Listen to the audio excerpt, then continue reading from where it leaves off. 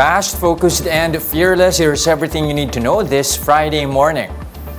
U.S. President Joe Biden has tested positive for COVID-19.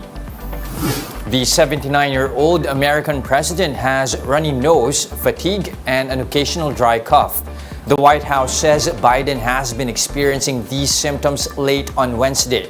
While his oxygen levels remain normal, he would still have to isolate for 5 days and can only return to public events once he has a negative COVID test. But earlier today, Biden took to Twitter to assure everyone that he is doing well. Hey folks, guess you heard this morning I tested positive for COVID. But I've been double vaccinated, double boosted, symptoms are mild, and I really appreciate your inquiries and your concerns. But I'm doing well. I'm getting a lot of work done. I'm going to continue to get it done. And in the meantime, thanks for your concern and keep the faith. It's going to be okay. The Asian Development Bank is raising its 2022 growth forecast for the Philippines.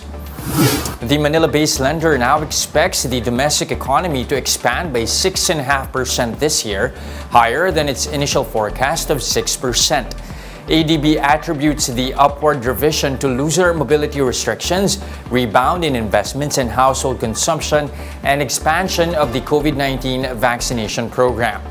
But the lender warns that the elevated prices of global commodities and sharper than expected slowdowns in major industrial economies may pose risks to domestic growth.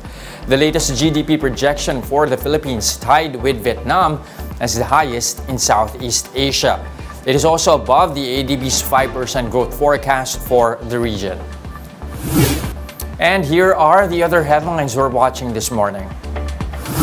Business groups and foreign chambers are calling on President Bongbong Marcos to ensure the enactment of several measures to jumpstart the country's recovery. Among these legislative measures include bills that would liberalize foreign equity and ease of paying taxes, as well as amendments to the bank secrecy law. DSWD Secretary Erwin Tulfo says the former administration's failure to distribute 1.7 billion pesos cash aid for SAP beneficiaries will have to be investigated. This despite Tulfo saying the fund was never lost to corruption and has already been returned in full to the Treasury. And Filipinos in New York have been advised to remain vigilant as major crimes in the city have increased by 37%. The Philippine Consulate General in New York says hate crimes also increased by over 12% since last year. And those are the top stories of the hour. Join us again at 9 a.m. as we continue to monitor the day's biggest stories. You can also catch One News on Signal Play. Register an account now at signalplay.com.ph so you can stream One News live anytime, anywhere. Coming right up is Agenda at 8 a.m. I'm Jess De Los Santos. Mask on, wash hands, and stay safe. Philippines, we are One News.